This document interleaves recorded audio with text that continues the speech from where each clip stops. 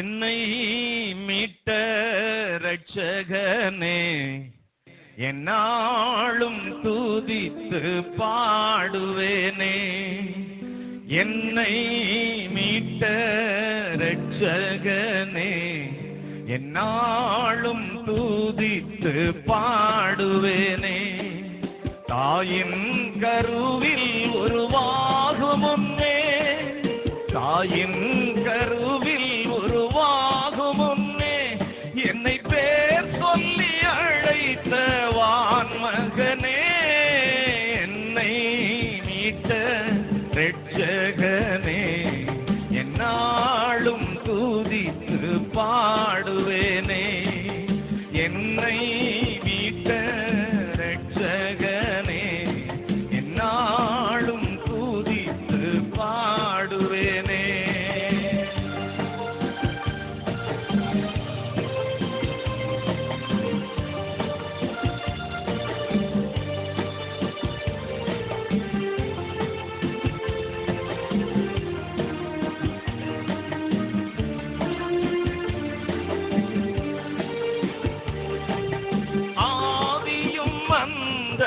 மாணவரே எனக்காறுதல் தேறுதல் அளிப்பவரே.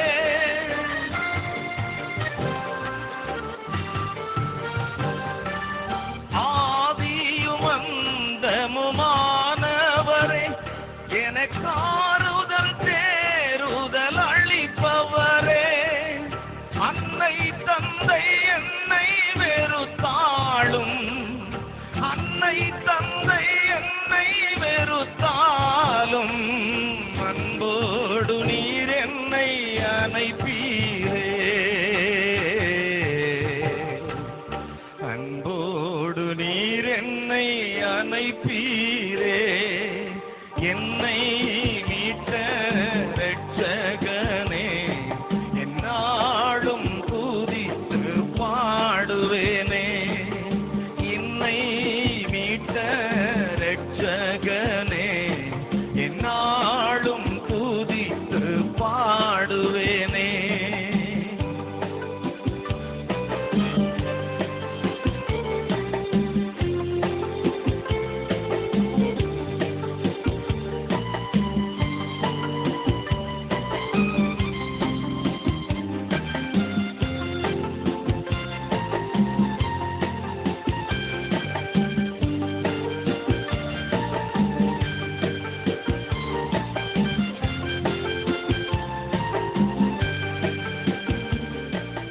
கல்வாரி பாதையின் ஓரத்திலே மனம் கசிந்து நான் அழும் நேரத்திலே,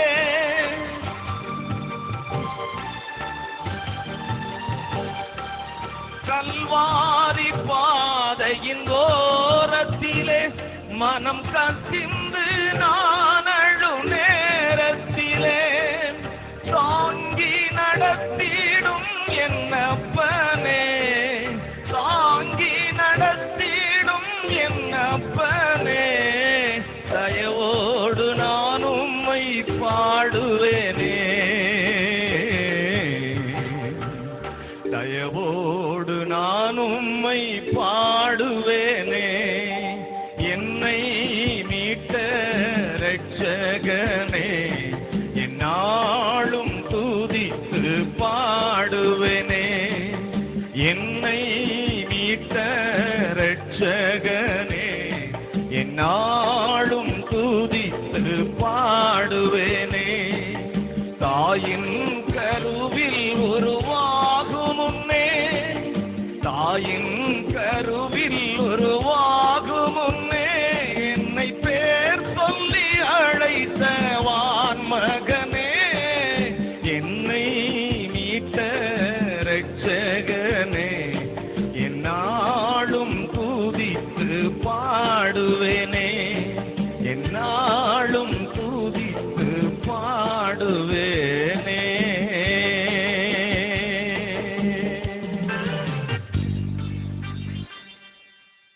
எகிப்தின் நிந்தையை தொடங்கி இஸ்ரவேலுக்கு நேரிட்ட நிந்தையிலிருந்து கடந்த வாரத்திலே நிந்தையின் வழக்கை குறித்து இந்த 3 கோணங்களிலே தேவ ஜனங்களை தாக்குகிற நிந்தைகளை நாம் அறிந்து வருகிறோம். அல்லேலூயா. கிறிஸ்துவுக்குள்ளே நாம் வந்தாலும் பாருங்கள், சிலருடைய வாழ்க்கையிலே தேவனுடைய ஆசீர்வாதம் இல்லாதபடி பல வகையான தாக்குதலுக்குள்ளாகி வேதனையோடு கலக்கத்தோடு கண்ணீரோடு இருக்கிறார்கள்.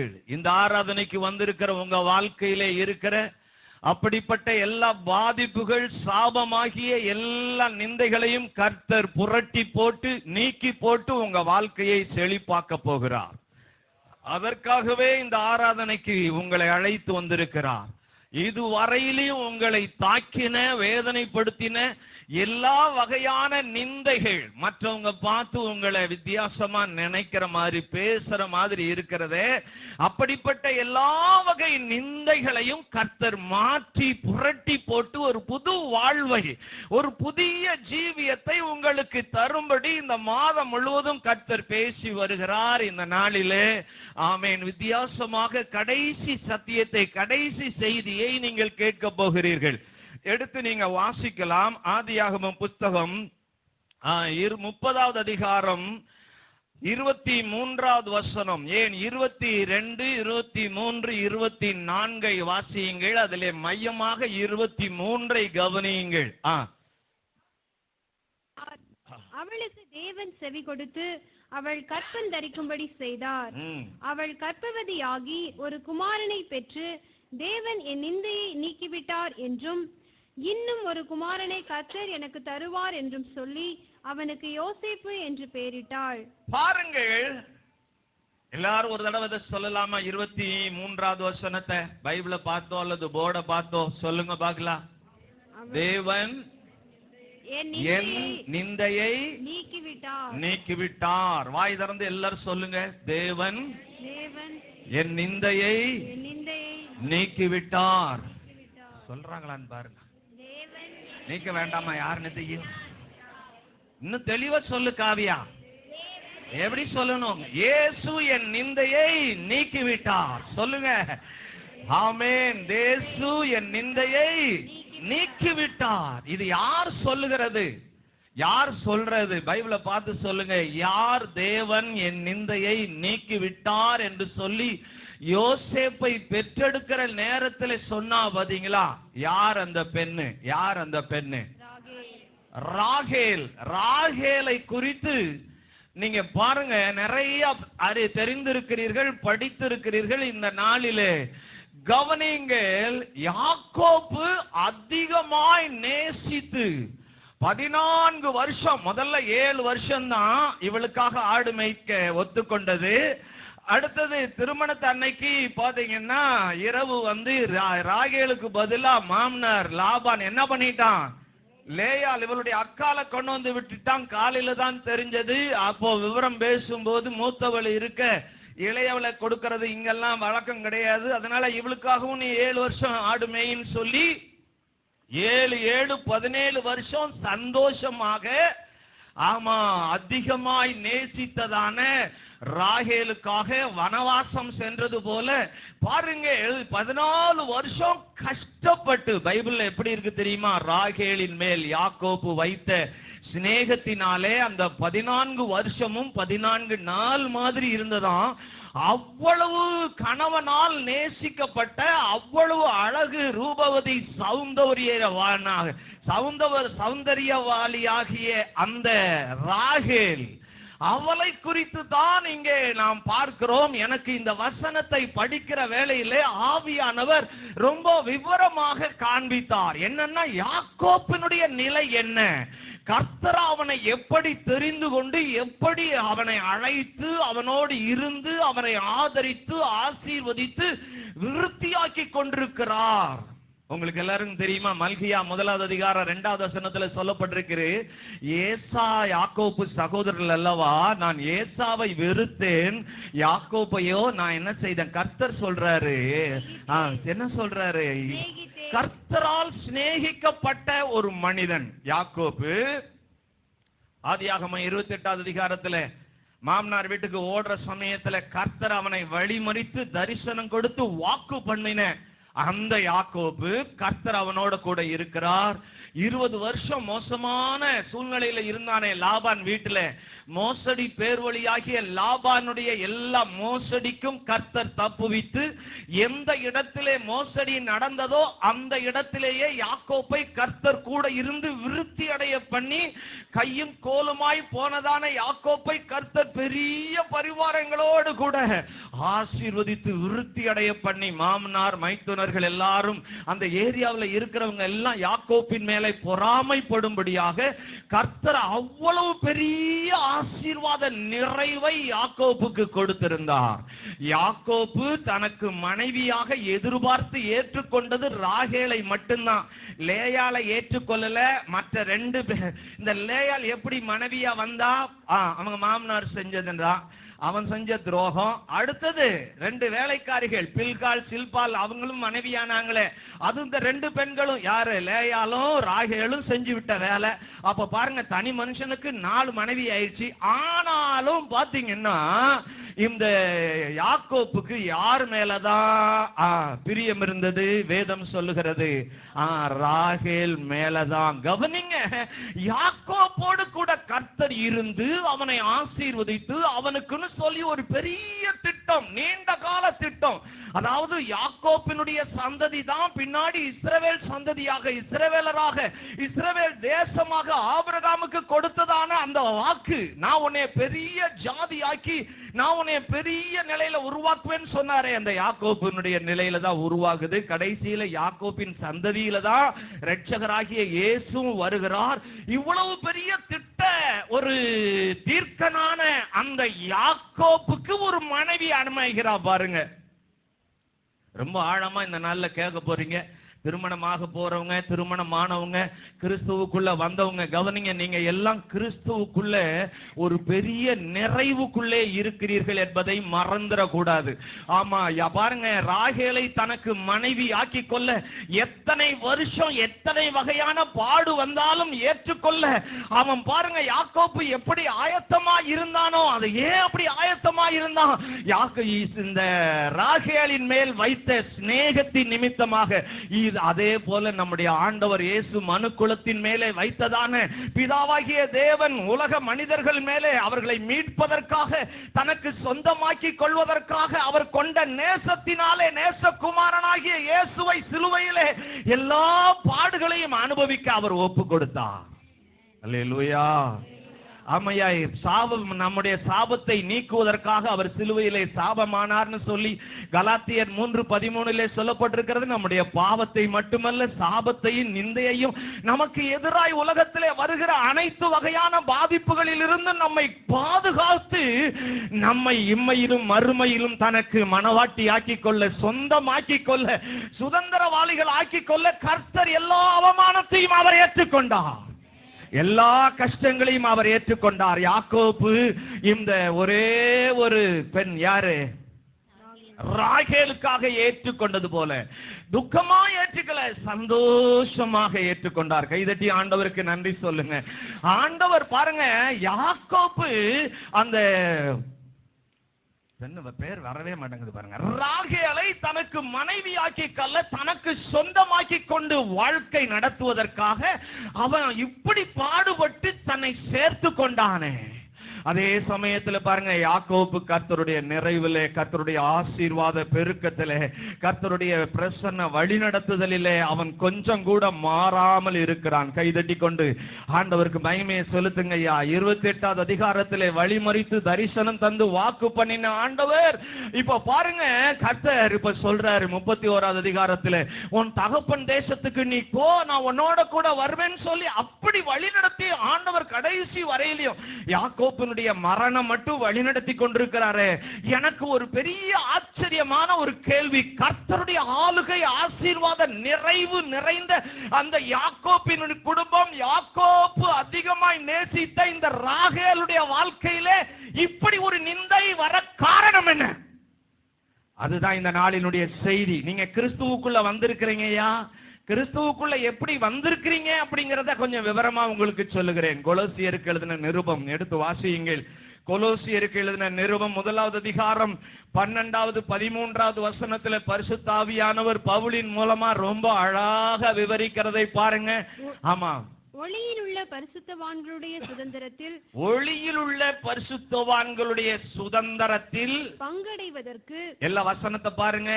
ஒளியில் உள்ள சுதந்திரம்னா என்ன? ஒளியின் ராஜ்யம்னு பவுல் எழுதுகிறார். ஒளியின் ராஜ்யம் என்பது நீங்க அமர்ந்திருக்கிற இந்த கர்த்தருடைய சபையை குறிக்கிறது. ஆமா, நாம் எல்லாம் ஒளியின் பிள்ளைகளாய் இருக்கிறோம். ஒரு காலத்திலே இருளின் பிள்ளைகளாய் இருந்தோம் என்று சொல்லி எபேசியர் 5வது அதிகாரம் 8வது வசனத்திலே சொல்லப்பட்டிருக்கிறது. அந்தகாரத்தில் இருந்தீர்கள், ஆச்சரியமான ஒளியினிடத்திற்கு வரவழைக்கப்பட்டீர்கள் என்று சொல்லி பேதுரு குறிப்பிடுகிறார். இப்ப பாருங்க, ஒளியில் உள்ள ராஜ்யத்தில் உள்ள சுதந்திரம், ஒளியின் ராஜ்யத்திலே உள்ள சுதந்திரம். இங்க பக்கத்துல பாருங்க, இங்க கிறிஸ்துவுக்குள்ள வந்திருக்கிற உங்கள் ஒவ்வொருவருக்கும் தேவனுடைய ஆசீர்வாதம் சுதந்திரமாக கொடுக்கப்படுகிறது. அதை எப்படி சொல்றார் ரோமர்ல? நாம் எல்லாரும் பிள்ளைகள் ஆனால் சுதந்திரரும் ஆமே. நாம் அவருக்கு பிள்ளைகள். இயேசுவை ஏற்றுக்கொண்டு விசுவாசித்து ஏற்றுக்கொண்ட எல்லா மக்களுக்கும் பிள்ளைகள் என்கிற அதிகாரத்தை கொடுக்கிறார். சொல்லுங்க, பிள்ளைகள் என்கிற அதிகாரம். நீங்க உங்க தகப்பனுடைய சொத்துக்கு நீங்க சுதந்திரவாளிகளாக இருக்கிறீர்கள். ஏன் தெரியுமா? தகப்பனாக இருக்கிறதுனாலே, பெற்றெடுத்த தகப்பனா இருக்கிறதுனாலே, சிலுவையிலே சிந்தின இரத்தத்தினாலே நம்மை பிள்ளைகளாக ஆண்டவர் கிரயத்திற்கு கொண்டதினாலே, சிலுவையிலே சம்பாதித்த அனைத்து சொத்துக்கும் சுதந்திரத்திற்கும் ஆசீர்வாதத்திற்கும் நீங்களும் நானும் மீட்டுக் கொள்ளப்பட்ட ஒவ்வொரு ஒளியிலுள்ள பரிசுத்தவான்களுக்கும் ஆயத்தமாய் இருக்கிறார்கள். அல்லேலூயா. பாருங்க, ஒளியிலே உள்ள சுதந்திரம். பாருங்க, நமக்கே தெரியாது. நம்ம நினைச்சிருக்கிறதுல என்ன தெரியுமா? வீடு, வாசல், வாகனம், பணம், சொத்து, சுகம், இதைத்தான் நம்ம பார்த்துட்டு இருக்கிறோம். நம்ம கண்ணுக்கே தெரியாத ஆசீர்வாதத்தை எல்லாம் சுதந்திரமா கர்த்தர் வைத்திருக்கிறார்னு சொல்லி பழைய ஏற்பாட்டிலேயே தாவீதுக்கு ஆண்டவர் 31ஆம் சங்கீதம் 19வது வசனத்திலே வெளிப்படுத்தி இருக்கிறார். அதை 1 கொரிந்தியர் 1வது அதிகாரத்திலே நீங்க பார்க்க முடியும். 19வது வசனத்திலே இருந்து யாராவது ஒரு வாசிக்க கேட்கலாமா? வாசிக்க கேளுங்க சீக்கிரம். ஞானிகளுடைய ஞானத்தை நான் அழித்து 31:19 சங்கீதம் 31. உமக்கு பயந்தவர்களுக்கும் மனுபுத்திரருக்கு முன்பாக உம்மை நம்புகிறவர்களுக்கும் நீர் உண்டு பண்ணி வைத்திருக்கிற உம்முடைய நன்மை எவ்வளவு பெரிதா இருக்கிறது. பாருங்கள், கர்த்தர் நமக்காக, அவருக்கு பயந்தவங்க இங்க இருக்கிறவங்க யார் யார்? கர்த்தருக்கு பயப்படுறவங்க, கர்த்தருக்கு பயப்படுறவங்க. அதே போல மனுஷருக்கு முன்பதாக, உலகத்தில் இருக்கிற மனுபுத்திரருக்கு முன்பாக நாம அவரை நம்புகிறோம். இந்த 2 தகுதி தான் நமக்கு என்னத்தை ஆயத்தம் பண்ணி வச்சிருக்கிறாரா? பெரிய நன்மையை ஆயத்தம் பண்ணி வச்சிருக்கிறாராம். அதே போல இந்த வசனத்தை 1 கொரிந்தியர் 1வது அதிகாரம் 19, 20, 23 வரலையும் வாசிங்க பார்க்கலாம். அந்தபடி ஞானிகளுடைய 1 கொரிந்தியர் எழுதியிருக்கிறபடி 2:9 வாசிங்க பார்க்கலாம். எழுதியிருக்கிறபடி தேவன் தம்மில் அன்பு கூறுகிறவர்களுக்கு ஆயத்தம் பண்ணினவைகளை கண் காணவும் இல்லை, காது கேட்கவும் இல்லை, அவைகள் மனுஷனுடைய இருதயத்தில் தோன்றவும் இல்லை. நமக்கோ தேவன் அவைகளை தமது ஆவியினாலே வெளிப்படுத்தினார். அந்த ஆவியானவர் எல்லாவற்றையும் தேவனுடைய ஆழங்களையும் ஆராய்ந்திருக்கிறார். பக்கத்துல இருக்கிறவங்க மேல கை வச்சு சொல்லுங்க, நீங்க கிறிஸ்துவுக்குள்ள வந்துட்டீங்கல்ல, உங்களுக்குரிய ஆசீர்வாதத்தை கர்த்தர் நீங்க வர்றதுக்கு முன்னமே ஆயத்தம் பண்ணி வச்சுட்டார். ஏதாவது அசைதான் பாருங்க. ஒண்ணு விலங்கல் இல்லையா? எப்படின்னு காமிச்சாதான் தெரியும். பாருங்க, உங்களுக்கு நீங்க இந்த பூமியில எப்படி இருக்கணும், எவ்வளவு சிறப்பா இருக்கணும், எவ்வளவு செழிப்பா இருக்கணும், எவ்வளவு சாட்சியா இருக்கணும், எவ்வளவு வல்லமையா இருக்கணும், உங்க சந்ததி எப்படி இருக்கணும், எல்லாத்தையும் ஆண்டவர் ஆயத்தம் பண்ணி வச்சுட்டார். ஆதாமை ஏவாளை உருவாக்குறதுக்கு முன்னமே 5 நாளா ஆண்டவர் இந்த பூமியை ஆயத்தப்படுத்திட்டு தான் அவர் உருவாக்கினார். எந்த குறையுமே இல்லாம ஆண்டவர் உருவாக்கினார். இப்ப பாருங்க, ஒண்ணு தெரிந்து கொள்ளுங்க, ஒளியில் உள்ள பரிசுத்தவான்களுடைய சுதந்திரம். இதற்குள்ளே கிறிஸ்துவுக்குள்ளே நமக்கு உங்கள் ஒவ்வொருவருக்கும் ஒரு பெரிய ஆசீர்வாத சுதந்திரத்தை கர்த்தர் ஆயத்தப்படுத்தி இருக்கிறார். அதை பெற்றுக்கொள்வதற்கு இயேசு கிறிஸ்து நம்மை தகுதிப்படுத்துகிறார். பரிசுத்த ஆவியானவர் தகுதிப்படுத்துகிறார். அந்த தகுதி தான் செய்தியின் வேலையா இருக்கிறது. செய்தியின் வேலையில நான் சொன்ன உபதேசத்தினாலே இப்பொழுதே நீங்க எப்படி இருக்கிறீங்க? சுத்தமா இருக்கிறீங்க. அதனால பிரசங்க நேரத்துல மாடிப்படியில உட்கார்ந்து பேசிட்டு இருக்காதீங்க, வெளியில உட்கார்ந்து பேசிட்டு இருக்காதீங்க, அல்ல செல்ல ஓபன் பண்ணி நெட்ல விளையாண்டுட்டு இருக்காதீங்க. செய்தியின் நேரம் உங்களை ஒளியில் உள்ள, அதாவது உங்களுக்குரிய ஆசீர்வாதத்தை நீங்க பெற்றுக்கொள்வதற்கு பரிசுத்த ஆவியானவர் உங்களை தகுதிப்படுத்துகிற நேரம். அல்லேலூயா. அதனால பயபக்தியோடு செய்தியை கேளுங்க, வசனத்தை கவனிங்க. ஒளியில் உள்ள பரிசுத்தவான்களுடைய சுதந்திரத்தை பெரும்படி நம்மை தகுதிப்படுத்தினவர். அடுத்த வசனம் எப்படி இருக்கு? இருளின் அதிகாரத்திலிருந்து நம்மை விடுதலையாக்கி நமது அன்பின் குமாரனுடைய ராஜ்யம். மறுபடியும் பாருங்க, ராஜ்யத்தை சொல்றார். ஒளியின் ராஜ்யம், அதான் அன்பின் குமாரனுடைய ராஜ்யத்திற்கு நம்மள உட்படுத்தி இருக்கிறார். ஹல்லேலூயா. எங்கே இருந்த ஆள போ, சர்ச்சுக்கு போ, சர்ச்சுக்கு போ, சபைக்கு போ அப்படின்னு சொல்லி இங்க கொண்டு வந்திருக்கிறார். இது மனுஷன் அமைச்ச சபை கிடையாது, கர்த்தர் அமைத்த ஒளியின் ராஜ்யம், அன்பின் குமாரனுடைய ராஜ்யம், இயேசு கிறிஸ்துவின் ராஜ்யம். கைதட்டி ஆண்டவருக்கு நன்றி சொல்லுங்க. ஆமையா, அப்போஸ்தலர் 2:47 சொல்லப்பட்டபடி ரட்சிக்கப்படுகிறவர்களை கர்த்தர் அனுதினமும் எங்க கொண்டு வந்திருக்கிறாரு? சபையிலே கொண்டு வந்திருக்கிறார். அதனால முகத்தை தொங்க போட்டுவிட்டு உட்காராதீங்க, நல்ல நிமிர்ந்து உட்காருங்க. ஏன்னா ஒளியின் ராஜ்யத்திலே நீங்களும் நானும் ஒரு பிரஜையாக இருக்கிறோம். நமக்குன்னு ஆண்டவர் ஒரு சுதந்திரத்தை வைத்திருக்கிறார். ஆமா, நீங்க ஏழையா இருந்தாலும், கடனாளியா இருந்தாலும், கஷ்டத்திலே இருக்கிறவங்களா இருந்தாலும், ஆமா சிக்கல்களிலே இருக்கிறவங்களா இருந்தாலும், எந்த நிலையிலே இருந்தாலும் கவனமா கேளு. எந்த நிலையில இருந்தாலும் கவனமா கேளுங்க. உங்களுக்குன்னு உரிய சுதந்திரத்தை கர்த்தர் வைத்திருக்கிறார். இதைதான் கதை சொன்னாரே இயேசு. லூக்கா 15வது அதிகாரம் 31வது வசனத்திலே, மகனே எப்போது நீ என்னோட கூட இருக்கிற, எனக்கு உரியது எல்லாம் யாருக்கு சொந்தம்? உனக்கு சொந்தம். அவன் கம்ப்ளைண்ட் சொன்னான் பாருங்க, இளைய குமாரனுக்கு செஞ்ச பெரிய விருந்து கொண்டாட்டத்தை பார்த்துட்டு, இத்தனை வருஷமா உங்க கற்பனையை மீறாம உமக்கு ஊழியம் செஞ்சனே, நான் என் சிநேகிதரோடு சந்தோஷமா இருக்க, எனக்கு ஒரு ஆட்டை கொடுத்தீரா அப்படின்னு சொல்லி தகப்ப மேல கம்ப்ளைண்ட் சொன்ன சமயத்துலதான் அவர் சொன்னார், இல்லப்பா நீ ஒரே ஒரு ஆடு இல்ல, எனக்கு உரியது எல்லாம் யாருக்கு சொந்தம்? சிலுவையிலே நான் சம்பாதித்த எல்லா அனைத்து ஆசீர்வாதத்துக்கு நீ சுதந்திரவாளியா இருக்கிறாய். நீ ஏழையா இருக்க வேண்டிய அவசியம் இல்ல, நீ கடனாளியா இருக்க வேண்டிய அவசியம் இல்ல.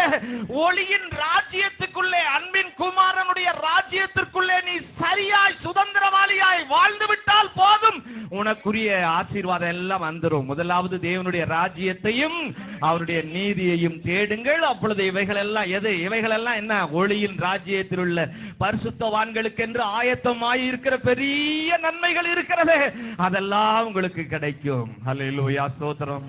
எந்த நிலையில் நான் இருந்தாலும் என்னை வெறுக்காதவர் இயேசு ஒருவரே, என் நேசர் அவர். எந்த நிலையில் நீ இருந்தாலும் உன்னை வெறுக்காதவர் இயேசு ஒருவரே. எந்த நிலையில் நான் இருந்தாலும், என்னோடு கூட, உங்களுக்கு தெரியுதோ தெரியலையோ, வாய் திறந்து நான் எந்த நிலையில இருந்தாலும் உலகம் என்னை வெறுக்கலாம், சொந்த பந்தம் என்னை அற்பமா பேசலாம், ஆனா இயேசுநாதர் என்னை வெறுக்கவே மாட்டார். அவர்தான் என்னை உருவாக்கினவர், அவர்தான் என்னை நடத்துகிற தெய்வம், அவர்தான் எனக்கு ஜீவன் கொடுத்த தெய்வம், அவர் என்னை வெறுக்கவே மாட்டார். வாய் திறந்து. எந்த நிலையில் நான் இருந்தாலும் என்னை வெறுக்காதவர் இயேசு ஒருவரே, என் தேவன் நடுவரே. அநாதையாய் நீ இருந்தால் பலர் வெறுப்பார்கள், அநாதையாய் நான் இருந்தால் பலர் வெறுப்பார்கள். அன்பு வேண்டுமா என்று அலைய வைப்பார்கள், அன்பு வேண்டுமா என்று அலைய வைப்பார்கள். எந்த நிலையில் நான் இருந்தாலும் என்னை வெறுக்காதவர் இயேசு ஒருவரே, என் தேவன் நடுவரே. எந்த நிலையில் நீ இருந்தாலும் என்னை வெறுக்காதவர் இயேசு ஒருவரே, என் தேவன் நடுவரே. நோயாளியாய் நீ இருந்தால் பலர் வெறுப்பார்கள், நோயாளியாய் நீ இருந்தால் பலர் வெறுப்பார்கள். உன் நோய்களையே சொல்லி சொல்லி நோக வைப்பார்கள். உன் நோய்களையே சொல்லி சொல்லி சொல்லி நோக வைப்பார்கள். எந்த நிலையில் நான் இருந்தாலும் என்னை வெறுக்காதவர் இயேசு ஒருவரே, என் தேவன் நடுவரே. எந்த நிலையில் நான் இருந்தாலும் என்னை வெறுக்காதவர் இயேசு ஒருவரே, என் தேவன் நடுவரே. கடனாளியாய் நீ இருந்தால் பலர் வெறுப்பார்கள். கடனாளியாய் நான் இருந்தால் பலர் வெறுப்பார்கள். என் கடன்களையே சொல்லி சொல்லி கலங்க வைப்பார்கள். என் கலங்களையே சொல்லி சொல்லி சொல்லி கலங்க வைப்பார்கள்.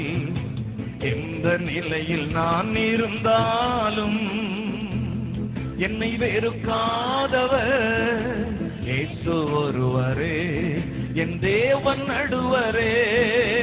எந்த நிலையில் நீ இருந்தாலும் உன்னை வெறுக்காதவர் இயேசு ஒருவரே, என் தேவன் நடுவரே.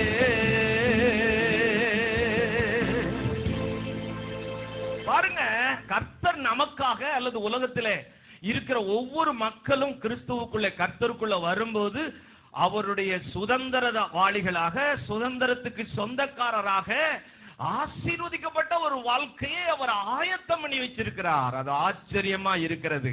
அதை மறைத்து வைத்திருக்கிறார். பரிசுத்த ஆவியானவராலே அதை வெளிப்படுத்தி கொண்டிருக்கிறார்னு சொல்லி வேதம் சொல்லுகிறது. இப்ப பாருங்க, கிறிஸ்துவுக்குள்ள வந்தும் நிறைய பேர் அந்த நிலையில இல்ல. அது எப்படின்னா ராகேல் மாதிரிதான். கர்த்தருக்குள்ள வந்து, இங்க கவனிங்க, கர்த்தருக்குள்ள நீங்க வந்து கர்த்தருடைய ராஜ்யத்துக்குள்ள வந்து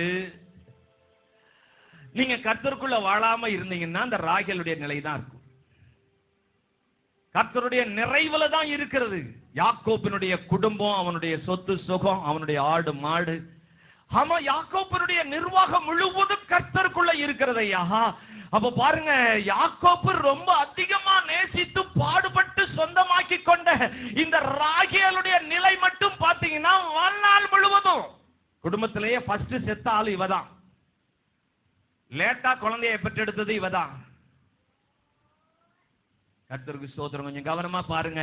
கர்த்தருக்குள்ள வந்த பிறகு உங்க வாழ்க்கை நீங்க கர்த்தருக்குள்ள, கர்த்தருக்கு பிரியமா, கர்த்தர் விரும்புகிறபடி, அவர் வார்த்தையின்படி நீங்க வாழும் போது தயா அவருடைய ஆசீர்வாத நிறைவு உங்க சந்ததியின் மேல, உங்க வாழ்க்கையின் மேல, உங்க குடும்பத்தின் மேல ஊற்றப்படும். இதோ கர்த்தருக்கு பயப்படுகிற மனுஷன் இவ்விதமாய் ஆசீர்வதிக்கப்படுவான். கர்த்தருக்கு பயந்து அவர் வழிகளில் நடக்கிறவன் எவனோ அவன் பாக்கியவான். அவனை கர்த்தர் அவன் குடும்பத்தை அவன் சீயோனில் இருந்து ஆசீர்வதிக்கிறார். அவன் மனைவியை ஆசீர்வதிக்கிறார், பிள்ளைகளை ஆசீர்வதிக்கிறார், கையின் பிரயாசத்தை ஆசீர்வதிக்கிறார், பாக்கியமும் நன்மையும் உண்டாக்க கட்டளையிடுகிறார். கவனிங்க, இந்த ஆடி மாசத்துல வேலை இல்லைன்னு சொல்றாங்க பாத்தீங்களா, நான் அதெல்லாம் ஒட்டச்சி ஜெபம் பண்ணுவேன். ஆண்டவரே, எங்க மக்களுக்கு ஆடி பாதிக்கவே கூடாது. ஆடி மாசத்துல செத்து போன ஆளுகளுக்கெல்லாம் ஆராதனை பண்ற மாதம். நமக்கு அதுக்கு என்ன இருக்குது? நம்ம எல்லாம் செத்து போனவர் அல்ல, உயிரோடு இருக்கிறவரை ஆராதித்துக் கொண்டிருக்கிறோம். உயிர்த்தெழுதலை நம்பிக்கொண்டிருக்கிறோம். செத்து போற மனுஷனையும் உயிர்ப்பிக்கிற ஆண்டவர் இயேசு கிறிஸ்து. ஹல்லேலூயா. நம்ம நாட்டு மக்களுக்கு அதை பத்தி ஒரு தெளிவு இல்லையா, அதனால எதையும் செய்ய பயப்படுறாங்க. நீங்க ஆடி மாசம் கூட தைரியமா கல்யாணம் வைக்கலாம், உங்க பிள்ளைகள்லாம் சந்ததி எல்லாம் செழிக்கும். இந்த தைரியம் எல்லாம் வரல நிறைய பேருக்கு. பாருங்க, தீக்கா காரனுக்கு இருக்கிற தைரிய விசுவாசம் கூட இன்னும் விசுவாசிகள்னு சொல்ற ஆளுகளுக்கு வரல. சரி கவனிங்க, பாருங்க, இந்த யாக்கோபு இவ்வளவு நிறைவா விருத்தி ஆயிட்டே இருக்கிறாயா. லேயால் விருத்தி ஆயிட்டு இருக்கிற 6 பிள்ளைகளை பெற்று எடுத்துட்டா, ஒரு அழகான பெண் பிள்ளையை பெற்று எடுத்துட்டா, அடுத்தது வேலைக்காரிகள் எல்லாம் பெற்று எடுத்துட்டாங்க.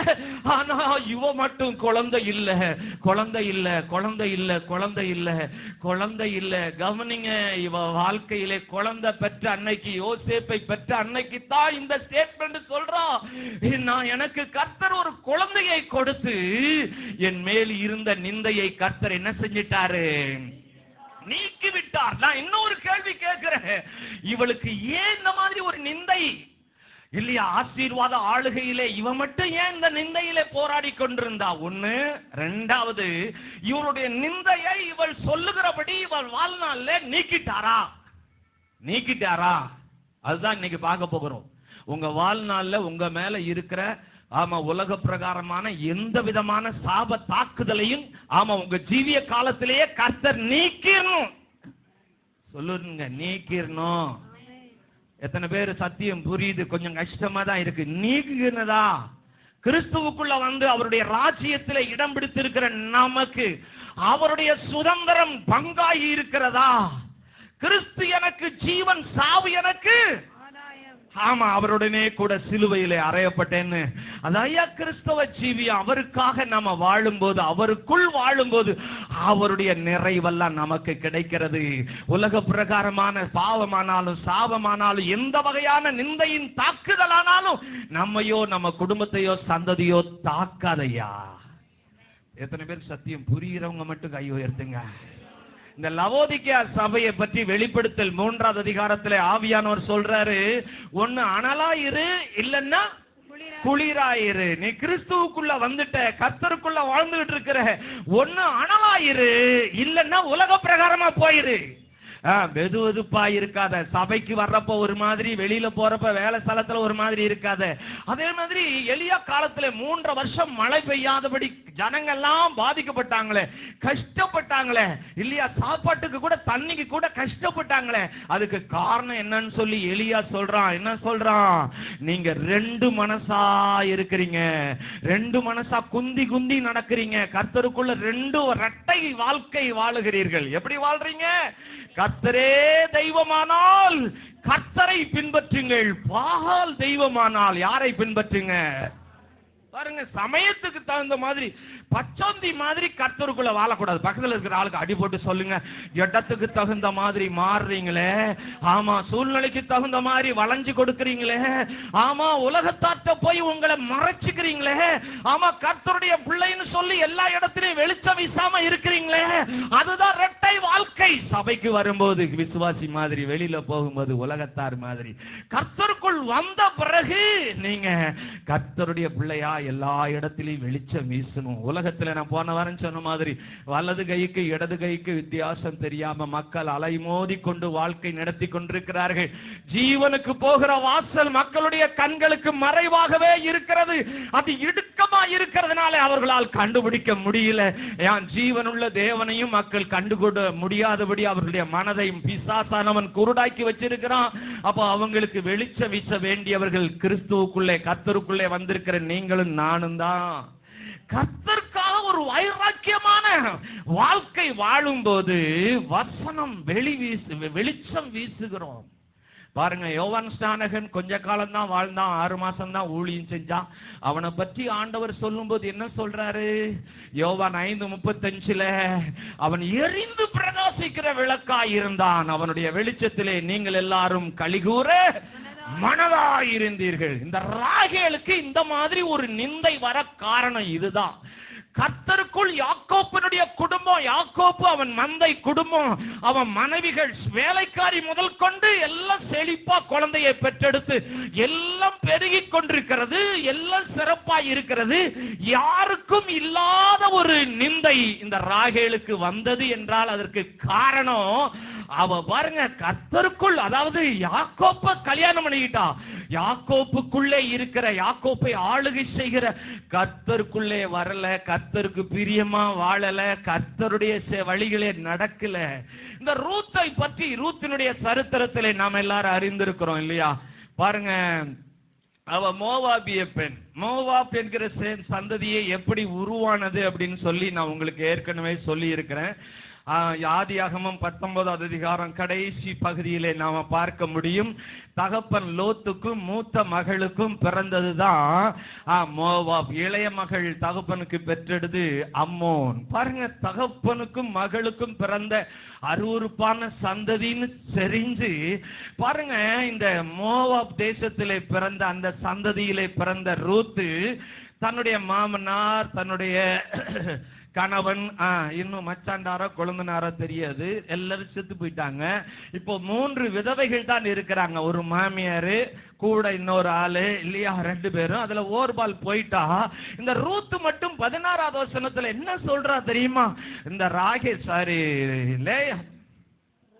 நகோமி சொல்றா மருமகளை பார்த்து, ரூத்தை பார்த்து, பாருப்பா மூத்தவ போயிட்டா, போய் வேற கல்யாணம் பண்ண போயிட்டா, நீ உன் சொந்த தோஷத்துல போய் உனக்கு கிடைக்கிற மாப்பிள்ளைய பார்த்து நீ கல்யாணம் பண்ணி உன் வாழ்க்கையை செட்டில் பண்ணிக்க. நான் வயசான ஆளு, நான் என் சொந்த தேசத்துக்கு போறேன் அப்படின்னு சொன்ன சமயத்துல இந்த ரூத் என்ன சொன்னா சொல்லுங்க பார்க்கலாம். அந்த வசனத்துல பாருங்க, நான் உங்களை விட மாட்டேன், நீங்க போற இடத்துக்கு நானும் வருவேன், நீங்க தங்குற இடத்துல நானும் தங்குவேன். அவ சொன்ன ஸ்டேட்மெண்ட் பாரியா, உம்முடைய ஜனம் என்னுடைய ஜனம், உம்முடைய தேவன் என்னுடைய தேவன். இதெல்லாம் யாரும் அவளுக்கு சொல்லி கொடுக்கல, மாமியார் சொல்லி கொடுக்கல, இப்படி எல்லாம் நீ வாழணும்னு சொல்லி கட்டாயப்படுத்தல.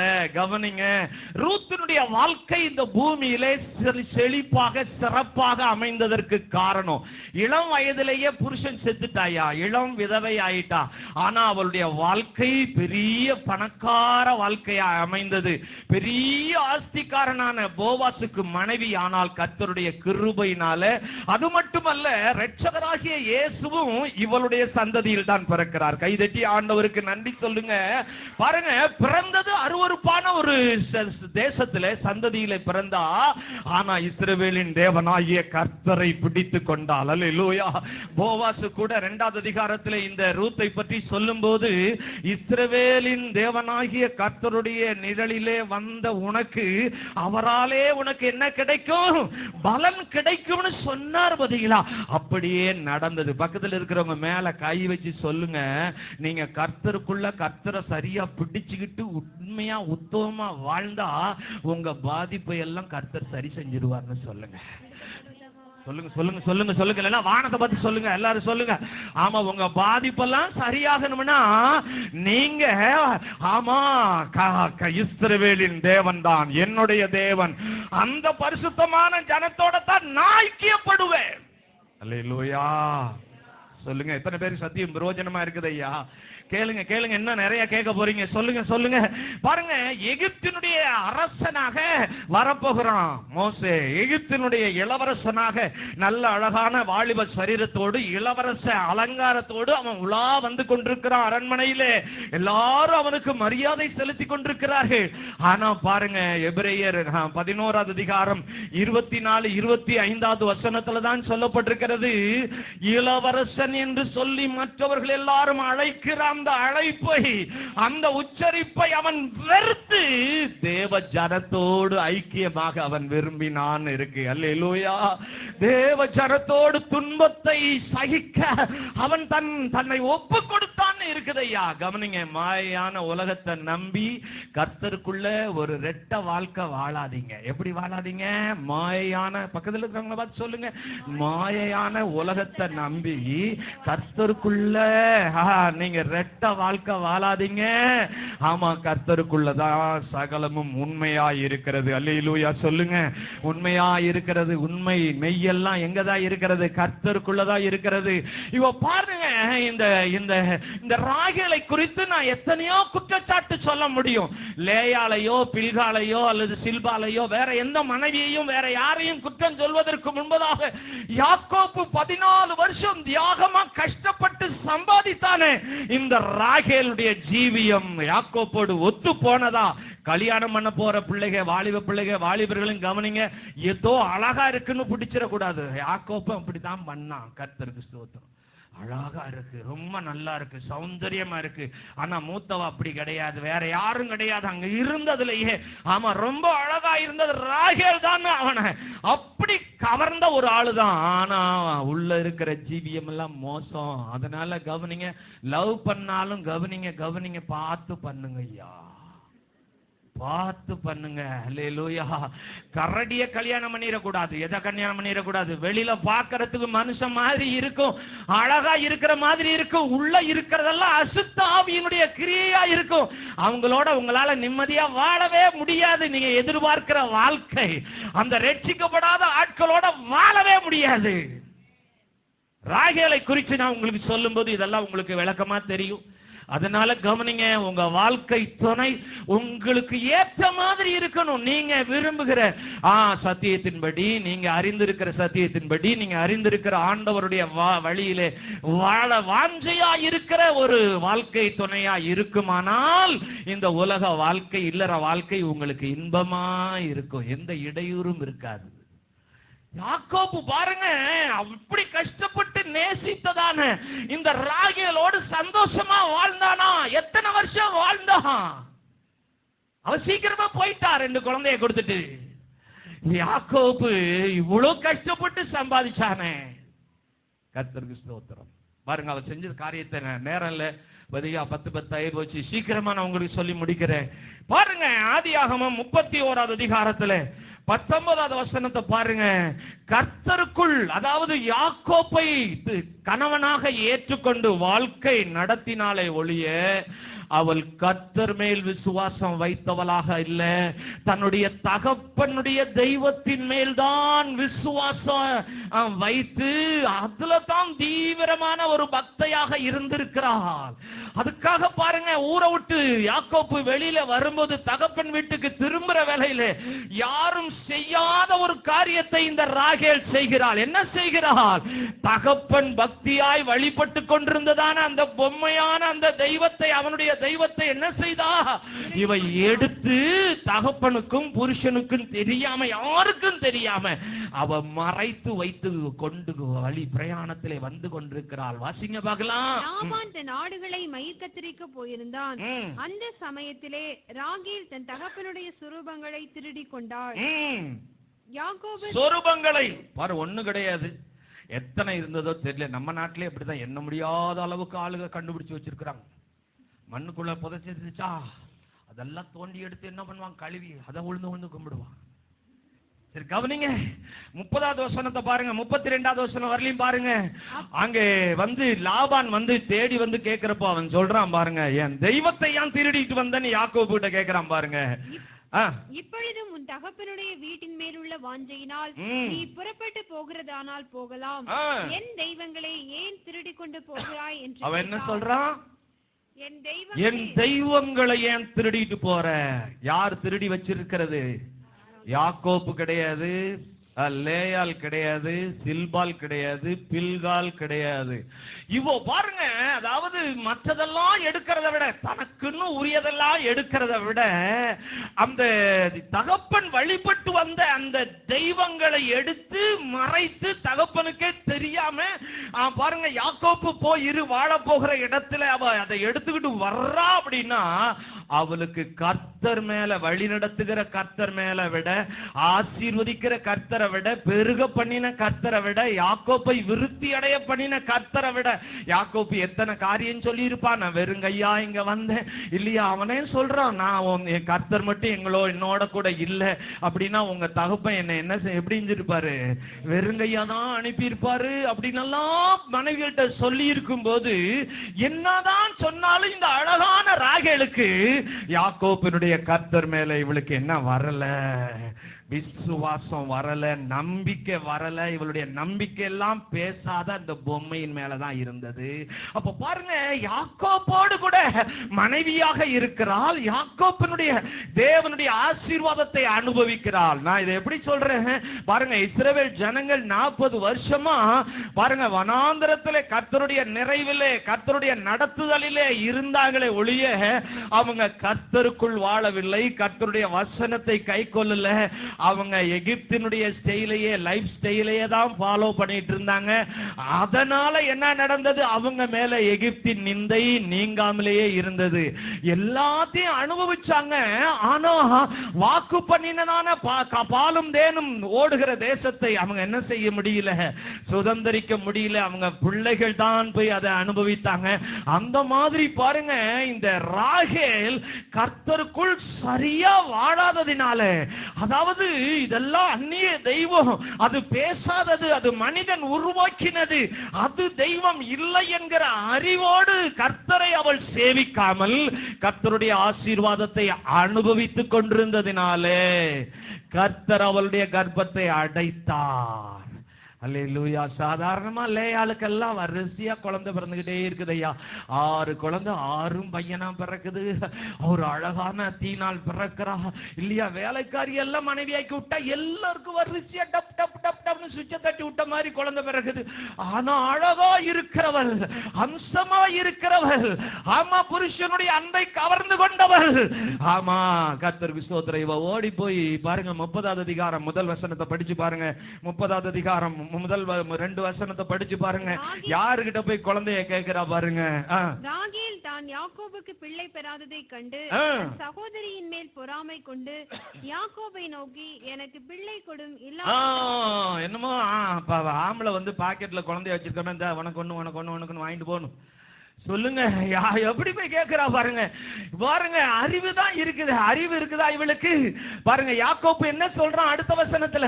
அப்பொழுது யாக்கோபு ராகேலின் மேல் கோபம் கொண்டு, தேவன் அல்லவோ உன் கற்பத்தை. மனுஷன் இன்னைக்கு இருக்கிறவன் நாளைக்கு இருப்பானான்னு சொல்ல முடியாது. குழந்தைய கொடுக்கிறது யாருடைய காரியமா இருக்கிறது? ஆமாம், தேவன் உன் கற்பத்தை அடைத்து வைத்திருக்கிறார். குழந்தைய வந்து ஏன்ட்ட கேட்கிறியா? அப்ப பாருங்க அவளுடைய நடவடிக்கை எல்லாம் எப்படி இருக்கு, அவளுடைய டீலிங்ஸ் எல்லாம் எப்படி இருக்கு. யாக்கோபினுடைய கர்த்தர் மேல் அவளுக்கு விசுவாசம் இருக்கான்னு பாருங்க. பக்கத்துல இருக்கிறவங்க மேல கை வச்சு சொல்லுங்க, கர்த்தருக்குள்ள வந்து கர்த்தர் மேல நம்பிக்கை வைக்காம வேற நம்பிக்கையெல்லாம் வச்சுக்கிட்டு நீங்க கர்த்தருக்குள்ள வாழ்ந்தீங்கன்னா உங்க மேல நிந்தை இருக்கலாம், நிந்தை வரலாம். அவதான் சொல்றா, தேவன் என் நிந்தையை என்ன செஞ்சிட்டாரு, நீக்கி விட்டார். ஏன் நிந்தை வந்தது? உன் வாழ்க்கை சரி கிடையாது. கர்த்தருக்குள்ள வந்து நம்ம சாபத்தை எல்லாம் மாற்றுகிறவருடைய அவருடைய நிழலிலே அவருக்கு பிரியமாக உமக்கு பிரியமானதை செய்ய தாவீது தான் பாடுறான், எனக்கு கற்றுத்தாரும் தெய்வமே. நீங்க என்னைக்காவது அந்த மாதிரி பாடி இருக்கிறீங்களா? ஆண்டவரே நான் உமக்குள் வாழ்றேன், ஆமா வேதனை உண்டாக்குகிற வழி இன்னும் என்னிடத்தில் உண்டோ என்று பார்த்து நித்தியமான வழியில என்ன நடத்தும் ஆண்டவரே. நான் ஆண்டவரே எனக்கு தெரிஞ்ச மாதிரி இல்ல, உமக்கு பிரியமா வாழ எனக்கு கிருபையை தாரும். எல்லாம் கண்ணை மூடி கையை கூப்பி பாடுங்க எல்லாரும். ஹல்லேலூயா. உமக்கு பிரியமானதை செய்ய எனக்கு கற்றுத்தாரும் தெய்வமே, உமக்கு பிரியமானது. எல்லாம் வாய் திறந்து சத்தமா, ஆண்டவரே இன்னும் என் வாழ்க்கையில ஆண்டவரே உமக்கு பிரியமில்லாத கரைகள் குறைகள் என்னை அறியாமலேயே இருக்கிறதெல்லாம் நீங்க நீக்கி போடுங்க. நீரே என் தேவன், உம் வல்ல பரிசுத்த ஆவியானவர் செம்மையான வழியிலே நடத்த வேண்டுமே, செம்மையான வழியிலே நடத்த வேண்டுமே. மேக ஸ்தம்பமே, அக்கினி ஸ்தம்பமே, தேற்றும் தெய்வமே, துணையாளரே. மேக ஸ்தம்பமே, அக்கினி ஸ்தம்பமே, தேற்றும் தெய்வமே, துணையாளரே.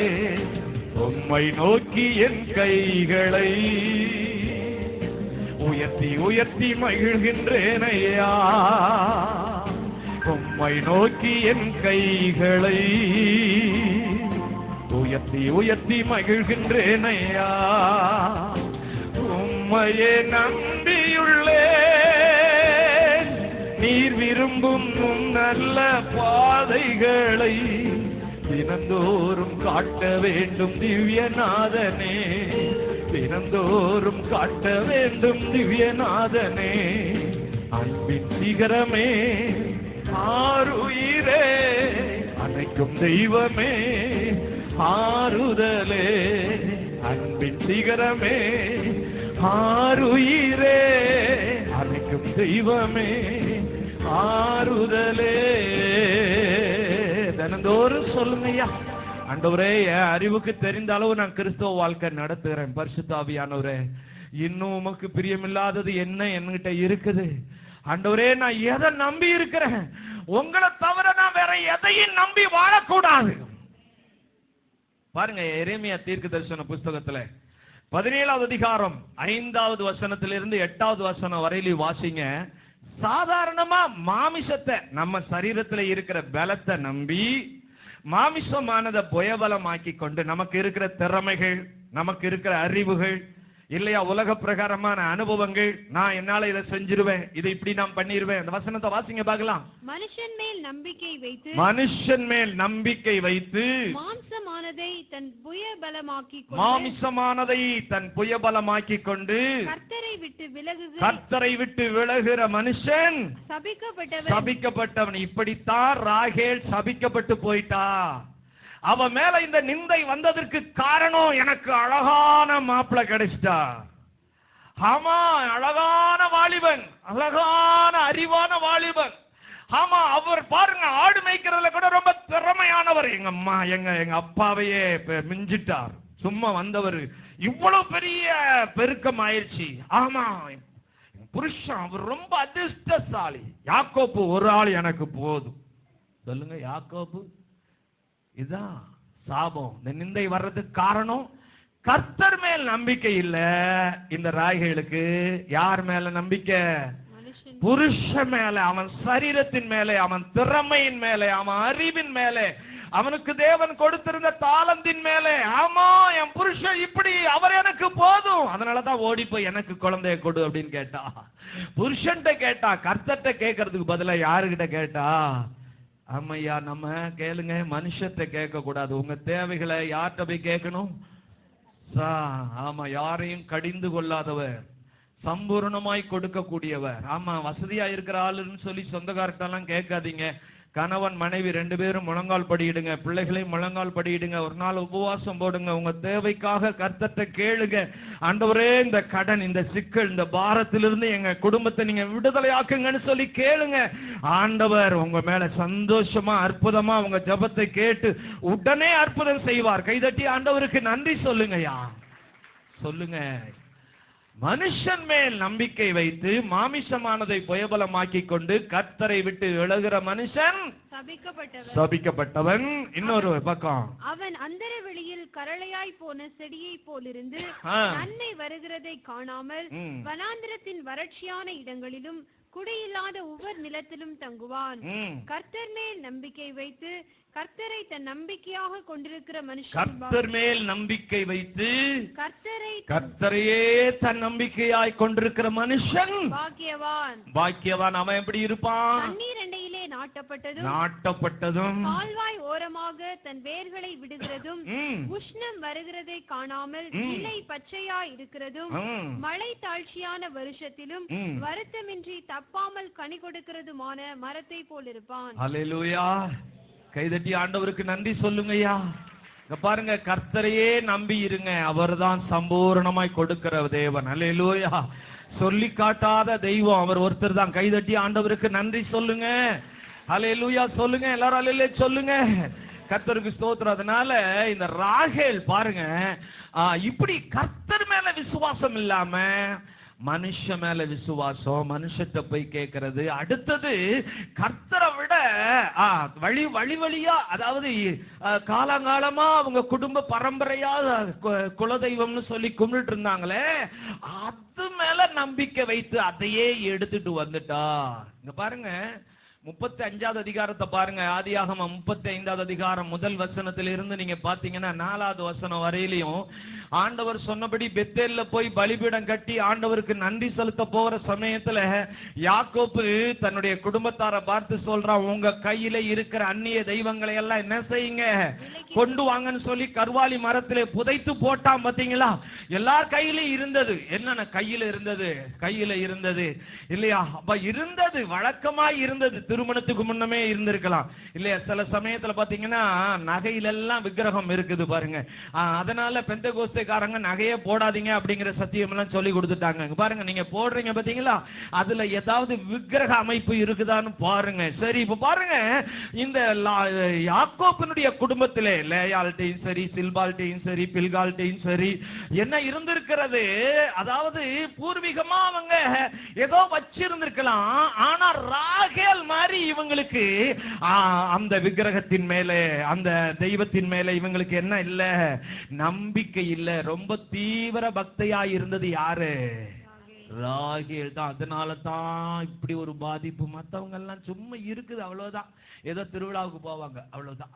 ஒரு கும்பிடு போடுவாங்க இல்லையா, சில நித்தியில வச்சிருப்பாங்க. எதுக்கு வச்சிருப்பாங்க? அது ஒரு ஸ்டைலுக்காக வச்சிருப்பாங்க. அதெல்லாம் பக்தி எல்லாம் வைக்கிறது கிடையாது. அந்த மாதிரி இருந்தவங்க கவனிங்க, கர்த்தருக்கு ஸ்தோத்திரம். ராகேலுடைய வாழ்க்கை ரொம்ப தீவிரமா இருந்தது, கர்த்தரை நம்புறதை விட. இங்க பாருங்க, புருஷன் கர்த்தர் மேல தீவிர நம்பிக்கை, கர்த்தருடைய நடத்துதலில இருக்கிறான். ஆனா ராகேல் நேர் ஆப்போசிட்டா கர்த்தர் அருவருக்கிற விக்கிரகத்தின் மேலே இருந்தது. எப்படி இவளை ஆசீர்வதிப்பாரு? இவ மேல கட்டாயம் பாருங்க ஆசீர்வாதம். அந்த நிறைவு நடுவே இவளுக்கு மட்டும் ஒரே நிந்தை, ஒரே அழுகை, ஒரே போராட்டம், ஒரே வெறுமை. எல்லாருக்கும் இருக்கிற மாதிரி எனக்கு இல்லையே, ஏன் என்னைய மட்டும், எனக்கு மட்டும் ஏன் அப்படின்னு சொல்லி அவ அப்படியே மனசுக்குள்ளேயே ராத்திரி பகலா புழுங்கி கொண்டிருக்கிறா. புருஷனோட வாலிப வயதிலே சந்தோஷமாய் வாழ வேண்டியவள் இப்போ எப்படி இருக்கிறா? வாழ்நாள் முழுவதும் போராட்டத்திலேயே இருக்கிறா. பாருங்க, இன்னொரு காரியத்தை அவ செஞ்சா. என்ன செஞ்சா தெரியுமா? அவ திருடிட்டு வந்தது யாருக்கு தெரியாது.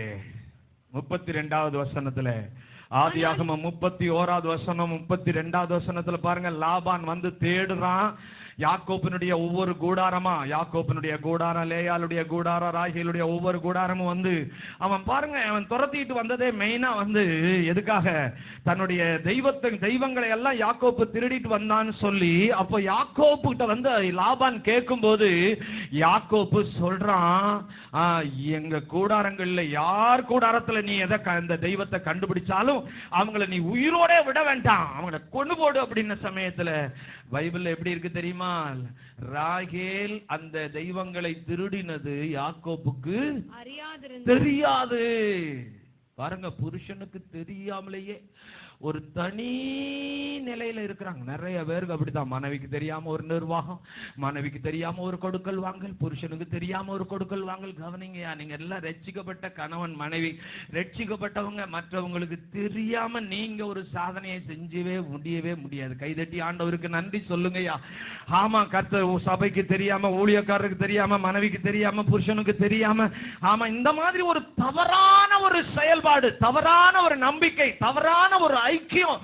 ஆமா ஆமா, என்னை இது காப்பாற்றும், என் குடும்பத்தை காப்பாற்றும், என் பிள்ளைகளை காப்பாற்றும் சொல்லி அவ ஒரு தனியா யாருக்கும், புருஷனுக்கு கூட அந்த காரியத்தை அறிவிக்காம. பாருங்க, புருஷன் எவ்வளவு நம்பிக்கை இவ மேல வச்சிருக்கிறான், புருஷன் எவ்வளவு அன்பு வச்சிருக்கிறான், நேசம் வச்சிருக்கிறான். அந்த புருஷனுக்கு துரோகம் பண்ற மாதிரி இந்த ராகேல் என்ன செய்யறா? புருஷன்கிட்ட கூட சொல்லாம, ஒருவேளை கேட்டிருக்கலாம், ஆமையா நம்ம ஊரை விட்டு போக போறோம், ஆமா எங்க தகப்பனுடைய தெய்வத்தை நாங்கெல்லாம் வழிபட்டோம், இந்த தெய்வத்தை நாம எடுத்துட்டு போலாமா வேண்டாமான்னு சொல்லி யாக்கோபுக்கு கேட்டிருந்தா யாக்கோபு என்ன சொல்லியிருப்பான்? வேண்டான்னு சொல்லியிருப்பான். கைதட்டி ஆண்டவருக்கு நன்றி சொல்லுங்க, சொல்லுங்க எல்லாரும் அல்லே சொல்லுங்க. அதனால கவனிங்க கவனிங்க கவனிங்க கவனிங்க. ஆமா, தனி நிர்வாகத்தை தவிர்த்து விடுங்கள். ஒருவேளை புருஷன் ரட்சிக்கப்படல, சரியில்லாத ஆளு, மனைவி சரியில்லாத ஆளு, கவனிங்க, ஞானமா விவேகமா செயல்படுங்க. இருந்தாலும் கவனிங்க, ஒரு மனமாக கர்த்தருக்குள் வாழ்வது அது ஒரு பெரிய வெற்றியை உருவாக்க கூடியதா இருக்கிறது. அல்லேலூயா. தனக்கு தானே பிரிந்திருக்கிற எந்த ராஜ்யமும் நிலைப்படாது. பாருங்க, கர்த்தருக்கு ஸ்தோத்திரம். அறிந்து கொள்ளுங்க, இப்ப ராகேல் எவ்வளவு பெரிய வில்லியா இருக்கிறான்னு பாருங்க. புருஷனுக்கே தெரியாம இல்லையா, லேயாளுக்கே தெரியாம, சில்பாளுக்கே தெரியாம, யாருக்கும் தெரியாம தகப்பனுடைய தெய்வத்தை திருடி கொண்டு அதுலயும் இன்னும் வில்லி என்ன தெரியுமா? ஒவ்வொரு தடவை தேடுறப்போ, ஒவ்வொரு கூடாரத்தை தேடுறப்ப இந்த தெய்வத்தெல்லாம் தூக்கி எங்க வச்சுட்டா? குதிரை சேனத்துக்குள்ள போட்டு அதை போட்டு மூடி அதுக்கு மேல உக்காந்துக்கிட்டு என்ன சொல்றா? இப்பதான் எனக்கு தெய்வத்துக்கு கம்ப்ளீட் எல்லாம். பாருங்க, இவ எவ்வளவு பெரிய வில்லி பாருங்க. யார் யாரை ஏமாத்திட்டா? புருஷனை ஏமாத்தியாச்சு, தகப்பன் குடும்பத்தார் எல்லாரையும் ஏமாத்தி தெய்வத்தை ஏமாத்த முடியுமா? இவள் வாழ்க்கையில நிந்தை வந்தது. கைதட்டி ஆண்டவருக்கு நன்றி சொல்லுங்க. இவ வாழ்க்கையில என்ன வந்தது? இவளுடைய வாழ்க்கை சரி கிடையாது. கர்த்தருக்குள்ள பாருங்க, ரூத் மாதிரி கேட்டிருக்கலாம், ஐயா நான் உங்களை புருஷனா ஏற்றுக்கொண்டுட்டேன், இப்ப பாருங்க இனிமே நான் உங்க வழிமுறையில தான் நான் வாழணும். இப்ப கர்த்தருடைய வழிமுறையெல்லாம் சொல்லித்தாங்க. ஆமா, என்ன சொல்லித்தாங்க, நான் எப்படி வாழணும்? ஆபிரகாமுக்கு கர்த்தர் சொன்னது என்ன? ஈசாக்குக்கு சொன்னது என்ன? உங்க முற்பிதாக்களுக்கு சொன்னது என்ன? நான் எப்படி சொல்லி அந்த முறைக்கு அவன் மாறாம அந்த பழைய நிலையிலேயே அதிலேயே வைராக்கியமா இருந்ததினால கர்த்தருடைய ஆதரவு, ஆசீர்வாதம் அவளுக்கு மட்டும். மத்தவங்களுக்கெல்லாம் இருந்தது. கைதட்டி ஆண்டவருக்கு நன்றி சொல்லுங்க. அல்லேலூயா சொல்லுங்க, சொல்லுங்க எல்லாரும் அல்லேலூயா சொல்லுங்க ஐயா, எல்லாரும் அல்லேலூயா சொல்லுங்க. பாருங்க 35வது அதிகாரத்துல யாக்கோப்பு எல்லாத்தையும் வாங்கி கர்வாலி மரத்துல என்ன செஞ்சிட்டான்?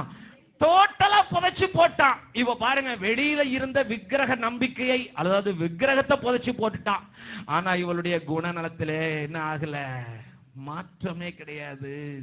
பாருங்க அடுத்த வசனத்தை, அடுத்ததுல பாருங்க 29வது அதிகாரம், ஆதியாகமம் 29வது அதிகாரம் 31வது வசனத்துல இருந்து 35வது வசனம் வரையிலும் பாருங்க என்ன சொல்லப்பட்டிருக்கிறது?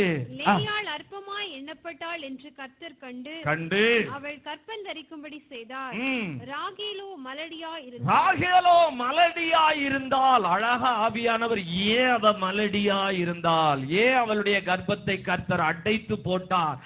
ஏன் அவளை வேதனையின் நிந்தையிலே வைத்தார்? மற்றவங்களை பார்த்து பெருமூச்சு விடுற அளவுக்கு ஏன் அவளை மட்டும் அப்படி வைத்தார் என்றால், அவ பாருங்க தன்னுடைய அக்காவை பார்த்து, சகோதரியை பார்த்து அவ பொறாமைப்படுகிறவள். வரிசைய கீழே வாசித்து பாருங்க. அவளை அற்பமா எண்ணுகிறவள், அவளை சிறுமைப்படுத்துகிறவள். கடைசி வரலையும் வாசிருங்க பார்க்கலாம், வாசிங்க பார்க்கலாம். கர்ப்பவதியாகி ஒரு குமாரனை பெற்று கர்த்தர் என் சிறுமையை பார்த்தார். பாருங்க எவ்வளவு சிறுமைப்படுத்தினாலோ தெரியாதுங்க. பாருங்க சகோதரியினுடைய கணவனை தனக்கு புருஷனாக்கி கொள்ளுகிற வழக்கம் எல்லாம் இந்த பூமியில இருந்திருக்குது. பாருங்க அப்படிதான் 2 மனைவி எல்லாம் உலகத்துல நிறைய பேருக்கு உருவாகுது.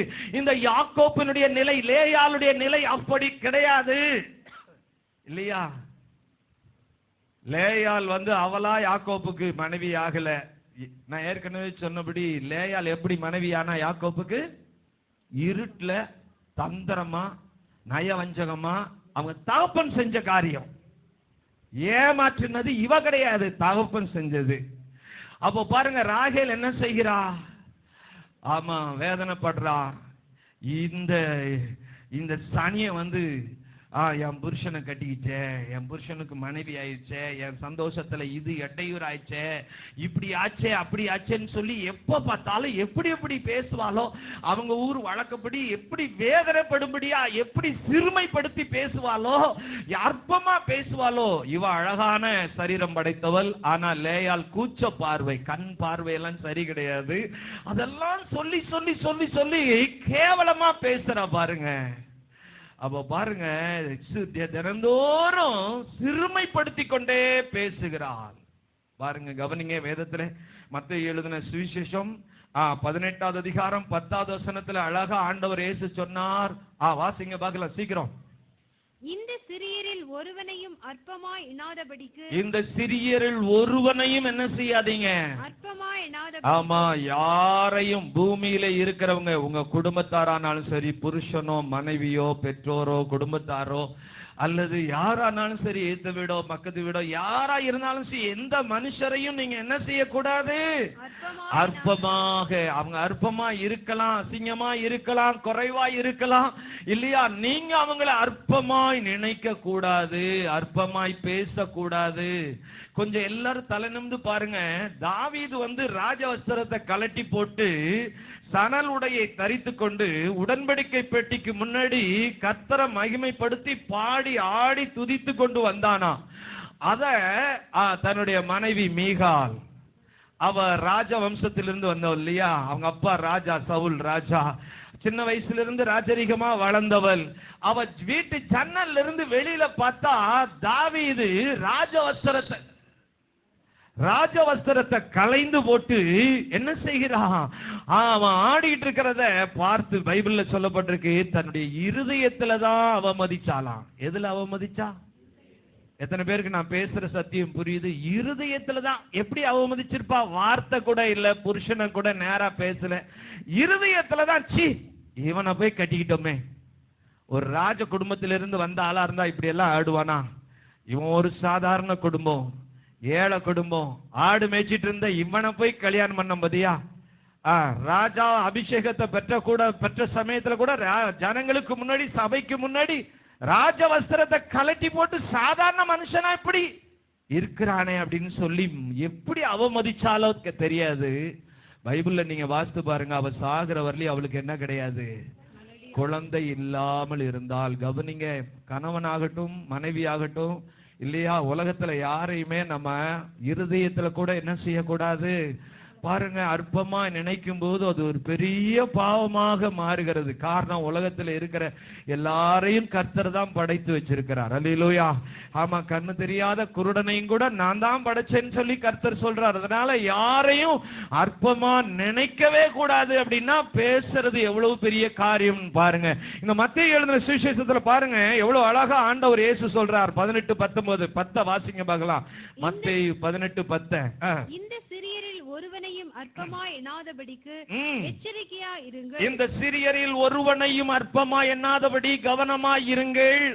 அவர்களுக்குரிய தேவதூதர்கள் பரலோகத்திலே பரமபிதாவின் சமூகத்தை எப்போதும் தரிசிக்கிறார்கள். அவ பாருங்க, தினந்தோறும் ஒவ்வொருவருக்கும் ஒரு தேவதூதர்களை கர்த்தர் வைத்திருக்கிறாரு. நம்ம யாரையாவது அற்பமா பேசினா நினைச்சா அதை அப்படியே வீடியோ எடுத்துட்டு போய் அவன் அங்க போய் போட்டு காமிச்சு நமக்கு உண்டான ரிவார்டை கொண்டு வந்து கொடுத்துருவான். இல்லையா? இந்த ராகேல் மலடியா இருந்ததற்கு காரணம் என்ன? ஆமா, தன்னுடைய சகோதரியை லேயாலை சிறுமைப்படுத்தி பேசினால், அற்பமாக அவள் பேசினால், இல்லையா, பொறாமை கொண்டு எப்போதும் போராடினால்னு தான் இருக்கு. கர்த்தருக்கு ஸ்தோத்திரம். தன்னுடைய புருஷன் தன்னை அதிகமா நேசிக்கிறான். யாக்கோப்பு லேயால கூட ரொம்ப நேசிக்கல, இல்லையா? மற்ற வேலைக்காரிகளை கூட நேசிக்கல.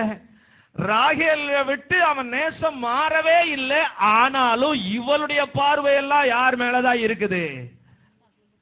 லேயால் மேலேயே இருக்கு. இந்த தனியா எனக்கு ஒரு அது ஒரு தனி கூடாரத்துல இருக்குது, அது தனியா இருக்குது, அதனுடைய நிர்வாகம் வேற.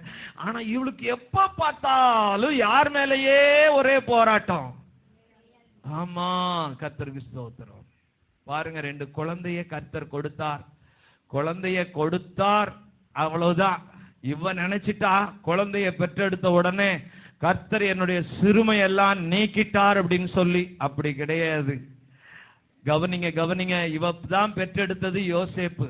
எகிப்தின் அதிபதியா இருந்தானே, சாகர வரலி அதிபதியா இருந்தானே, அந்த அதிபதியை பெற்றெடுத்த இந்த ராகேல் அங்கே 17 வருஷம் யாக்கோப்பு சாகர வரையிலையும் அதிபதியினுடைய ஆதரவிலேயோ, தன்னுடைய மகன் அதிபதியா இருக்கிறானே அந்த ஆதரவிலே இவன் ஒரு ராஜரீக வாழ்க்கைய வயதான காலத்திலே வாழ்ந்து கடைசியில அங்கேயே எகிப்திலே செத்து எகிப்தினுடைய அரசாங்க ஆதரவோடு கூட, ஆமா, கவர்மெண்டினுடைய மரியாதையோடு கூட போய் அடக்கம் பண்ணப்பட்டானே யாக்கோப்புக்கு. இந்த மரியாதை ராகேலுக்கு கிடைக்கல. யாருக்கு கிடைக்கல?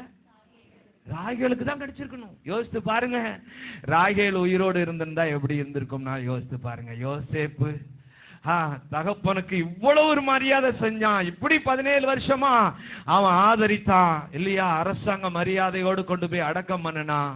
ஆனா தாய் இருந்திருந்தா அதை விட டபுளா கவனிச்சிருப்பான். அல்லேலூயா சொல்லுங்க எல்லாரும். நடந்திருக்குமா? நடந்திருக்காதா? பாருங்க, அது யோசேப்புக்கு நடந்த. யோசேப்பு எப்படியெல்லாம் பெரிய அதிபதியா இருந்தான். அவன் காலில் எவ்வளவு பெரிய அதிபதிகள் எல்லாம் விழுந்தாங்க, ராஜாக்கள் எல்லாம் விழுந்தாங்க, பெரிய அதிகாரிகள் எல்லாம் விழுந்தாங்க. இந்த மகிமையை யாக்கோப்பு கண்ணால பார்த்தானே ஒழிய யோசேப்பை பெற்றெடுத்த இந்த தாய் பார்க்கவே இல்லை. குடும்பத்திலேயே ஃபர்ஸ்ட் செத்த ஆளு இவதான். யாரு சொல்லுங்க? கர்த்தருக்குள்ள சரியா வாழணும். பக்கத்துல இருக்கிற ஆளுக்கு பார்த்து, உங்க ஆயுசு நீட்டிட்டு இருக்க, கர்த்தருக்குள்ள எப்படி வாழணும் சொல்லுங்க. கர்த்தருக்குள்ள ரெட்ட வாழ்க்கை வாழக்கூடாது. எந்த பக்கம் ஏதாவது ஒரு பக்கம் இடிச்சிட்டு போயிருக்கும். இந்த ராகேலுக்கு அங்கேயே மரணம் வந்தது. எங்க தகப்பன் தேடிட்டு விரட்டிட்டு வந்தா பாத்தீங்களா? அங்கேயே யாக்கோபு சொன்னா பாத்தீங்களா? என்ன சொன்னா? ஆமா, உன் தெய்வத்தை யார் வச்சிருக்கிறாங்களோ அவங்கள நீ கண்டுபிடிச்சிட்டா அவங்கள உயிரோட விட வேண்டாம் பாத்தீங்களா? அங்க கொஞ்சம் தெரிஞ்சிருந்துச்சுன்னு வைங்க, அங்கேயே இவன் முடிஞ்சிருப்பா. பாருங்க, கர்த்தருடைய பாதுகாப்புக்கும் வணக்கம். வண்டி மோதி வீசி எடுத்து வண்டிக்குள்ள போனாலும் சரி, ஆண்டவர் நம்மளை காப்பாற்றுவதற்கு உயிரோட இருக்கிறார் ஐயா. ஹல்லேலூயா சொல்லுங்க. நம்மளை காப்பாத்துறதுக்கு உயிரோட இருக்கிறார் ஐயா. ஆனா இந்த ராகேல் பாருங்க, மரணம் அவளை தேடி வந்த சமயத்திலே தன்னுடைய திறமையினாலே அதை சமாளித்தாள். ஆனா பாருங்க, இரண்டாவது குழந்தை பென்யமீன் பெற்றெடுக்கிற அந்த நேரத்துல, பிரசவ நேரத்துல குழந்தைய கொடுத்தாலே ஒழிய அவள் ஜீவன் அவளை விட்டு பிரிந்தது. அல்லேலூயா. யோசேப்பையும் பென்யமீனையும் பாராட்டி சீராட்டி வளர்க்கவோ, தன்னுடைய அன்பு கணவனோடு அதிக நாட்கள் வாழ்க்கை நடத்தவோ அவளால முடியல. காரணம், அவள் கர்த்தருக்குள் இல்லை. அவளுடைய நம்பிக்கை எல்லாம் யார் மேலதான் இருந்தது? சொல்லுங்க ஐயா, யார் மேலதான் இருந்தது? சொல்லுங்க. எத்தனை பேருக்கு சத்தியம் புரியுதையா? கொஞ்சம் மனம் விட்டு இந்த நாள் இருந்தாவது, நான் இனிமேலாவது நான் யார் மேலையும் நம்பிக்கை வைக்காம, என் மேலையும் நம்பிக்கை வைக்காம, என்னை அழைத்த, ரட்சித்த, நடத்தி கொண்டிருக்கிற, ஆதரிக்கிற, எனக்காக ஜீவனோடு இருக்கிற சர்வ வல்லவர் கர்த்தர், அவர் மேல நாம் நம்பிக்கையாய் நான் வாழுவேன். எத்தனை பேர் சொல்றீங்க? அல்லேலூயா சொல்லுங்க. எல்லாரும் எழுந்து நின்று பாடுங்களா? அல்லேலூயா சொல்லுங்க. எந்த பக்கம் போனாலும் உடன் இருந்து இதுதான் வழி என்று பேசுவார். எந்த பக்கம் போனாலும் உடன் இருந்து இதுதான் வழி என்றே பேசுவார். இறுதி வரை எப்போதும் நடத்துவார். இறுதி வரை எப்போதும் நடத்துவார். இயேசு நாமம் வாழ்கவென்று வாழ்த்துவோம். இயேசு நாமம் வாழ்கவென்று வாழ்த்துவோம். ஆமென். அல்லேலூயா. ஆமென். அல்லேலூயா. ஆமென். அல்லேலூயா. ஆமென். அல்லேலூயா. கரம் பிடித்து வழி நடத்தும் கர்த்தரை களிப்போடு துதி பாடி போற்றுவோம்.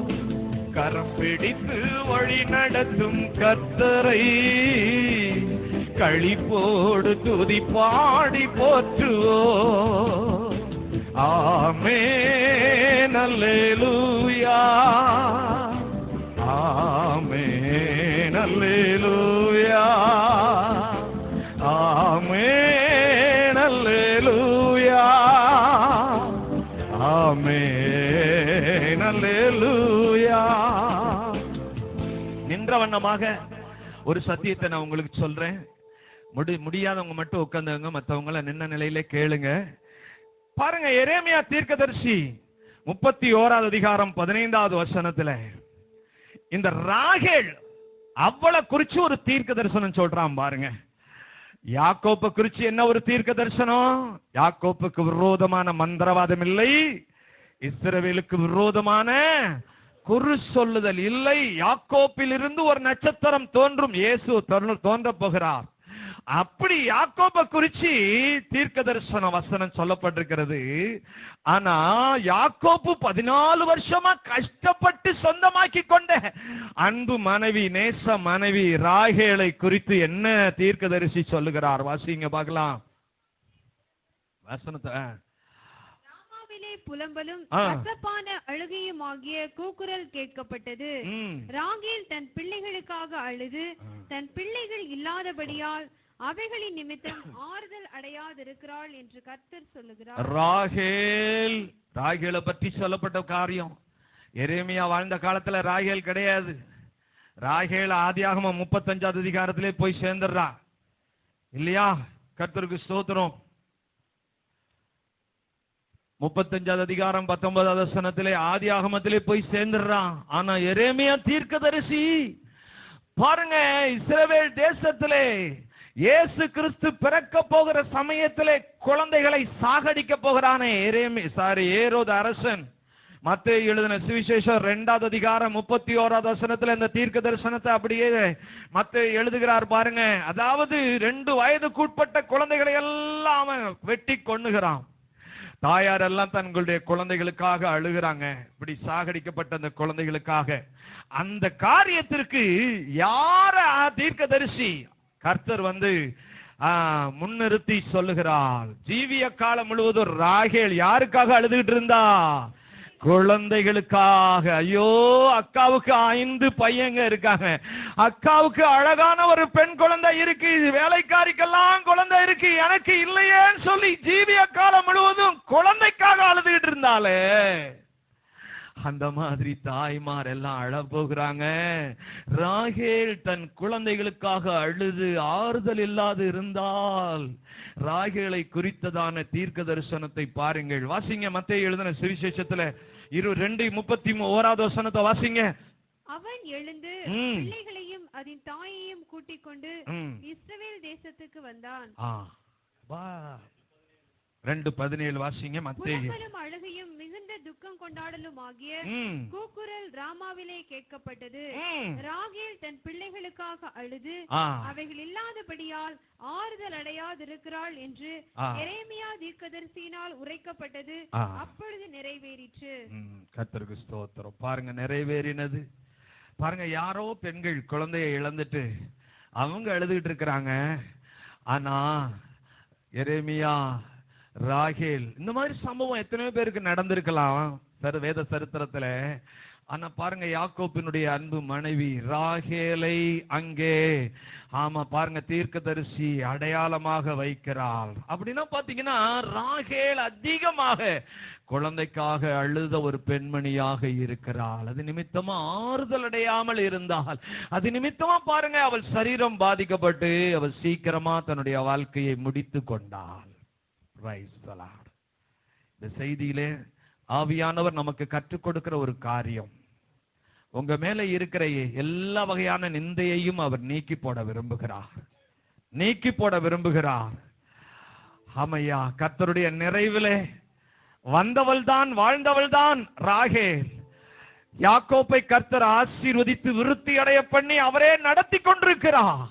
அந்த நடத்துதலுக்குள்ளே யாக்கோப்புக்கு மனைவியாக, அன்பு மனைவியாக, நேச மனைவியாக, அதிக கிரயத்தினால் பெற்ற மனைவியாக இருந்தாலும் கர்த்தருக்குள் வந்து கர்த்தருக்குள் வாழாததினாலே நிந்தை. உங்க வாழ்க்கையிலேயும் இரட்டை வாழ்க்கை வாழாதீங்க. எல்லாரும் நெஞ்சில கை வைத்து, கர்த்தரையே என் நம்பிக்கையாய் நான் வைப்பேன், கர்த்தரை நம்புகிறவனோ செழிப்பான்னு சொல்லி இருக்கிறபடி என் சரீரத்தையோ, என் திறமையோ, என் உழைப்பையோ, எனக்கு இருக்கிற சொத்து சுகம் வருமானத்தையோ இல்ல, என்னை வழி நடத்துகிற ஆமேன் ஒளியில் உள்ள சுதந்திரத்திலே பங்கடைய என்னை தகுதிப்படுத்தி இருளின் அதிகாரத்தில் இருந்து என்னை விடுதலையாக்கி அன்பின் குமாரனுடைய ராஜ்யத்துக்கு உட்படுத்தின கர்த்தர் மேல் நான் நம்பிக்கையாய் இருப்பேன்.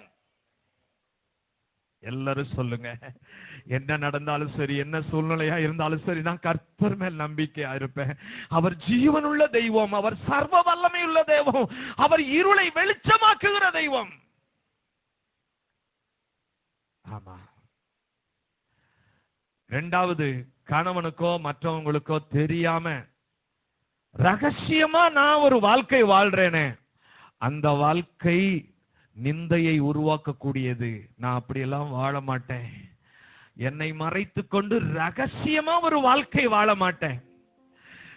ராகேல் தன்னுடைய புருஷனுக்கே தெரியாம தகப்பனுடைய தெய்வங்களை, சொரூபங்களை அவள் திருடி வைத்துக் கொண்டிருந்தாள். மூன்றாவது, யாரையும் நான் அற்பமா நினைக்க மாட்டேன், யாரையும் நான் மட்டமா நினைக்க மாட்டேன், பேச மாட்டேன், அந்த மாதிரி எண்ணத்துக்கே நான் இடம் கொடுக்க மாட்டேன். இந்த 3 முக்கியமான சத்தியத்தை உங்க மனதிலே வைத்துக் கொள்ளுங்கள். Praise the Lord. உங்க வாழ்க்கை ஆசீர்வாதமா இருக்கும். ஆமா, நிந்தை உங்க வாழ்க்கையில வராது, கர்த்தர் அதை மாற்றி போடுவார். அற்பமா எண்ணப்பட்ட லேயாளுக்கு இருந்த ஆசீர்வாதமான வாழ்க்கை, சாதாரண வேலைக்காரியான சில்பால் பில்காலுக்கு இருந்த வாழ்க்கையிலே ஆமென் ஆசீர்வாதமாய் அழைக்கப்பட்ட அணைக்கப்பட்டதான இந்த ராகேலுக்கு கிடைக்காமல் போய்விட்டதே. கடைசியிலே ஆமென் தீர்க்கதரிசி அற்பமாய் இவளுடைய நிலையை வெளிப்படுத்தத்தக்கதாக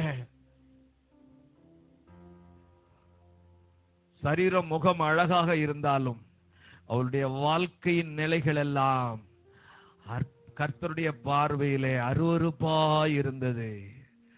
ஆமென். கர்த்தருக்கு பிரியமில்லாத விக்கிரகத்தின் மேல் நம்பிக்கை வைத்திருந்தாள். ஆமா, கர்த்தர் படைத்த தன்னுடைய அன்பு சகோதரியை அவள் அற்பமாய் நடத்துகிறவளாக பொறாமைப்படுகிறவளாக, அவளோடு போராடுகிறவளாக, சண்டையிடுகிறவளாக, வழக்கு செய்கிறவளாக இருக்கிறார். இந்த பழக்கத்தை எல்லாம் நம்ம மாற்றுவோம். உங்களுக்கும் கர்த்தருக்கும், உங்களுக்கு ஒரு குறை உண்டுன்னா, உங்களுக்கு ஒரு தேவை உண்டுன்னா, மனுஷரை பார்க்காதீங்க. அவங்களுக்கு இப்படி இருக்கே எனக்கு இல்லையே அந்த மாதிரி எல்லாம் பழகாதீங்க. கர்த்தரை நோக்கி பாருங்க, கர்த்தரை நோக்கி பாருங்க. அவர் கேட்கிற எல்லாருக்கும் சம்பூர்ணமாய் கொடுக்கிற தேவன். அவரை நோக்கி பாருங்க, அவரை நோக்கி பாருங்க, அவரை பற்றி கொள்ளுங்க. உங்களை மறைத்து கொண்டு ஒரு தந்திரமான வாழ்க்கை வாழ்றதெல்லாம் விட்டுருங்க. கர்த்தருக்கும் மனுஷருக்கும் ஆமென் பிரியமானதை நீங்க செய்ய பழகுங்க, உங்களை ஆயத்தப்படுத்துங்க. கர்த்தர் உங்களை நடத்துகிறவராய் இருக்கிறார். கர்த்தர் நித்தமும் உங்களை நடத்தி மகா வறட்சியான காலங்களிலும் உங்கள் ஆத்துமாவை திருப்தியாக்கி உங்கள் எலும்புகளை நினமுள்ளதாக்குவார். Praise the Lord. Praise the Lord. நாம் நடக்கும் பாதைகளை காட்டுவார், நாள்தோறும் ஞானத்தாலே நிரப்புவார். நாம் நடக்கும் பாதைகளை காட்டுவார், ஞானதோறும் ஞானத்தாலே நிரப்புவார்.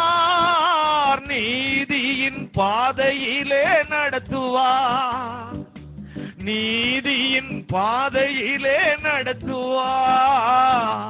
நிழல் போல நம் வாழ்வை தொடருவார், நிழல் போல நம் வாழ்வை தொடருவார்.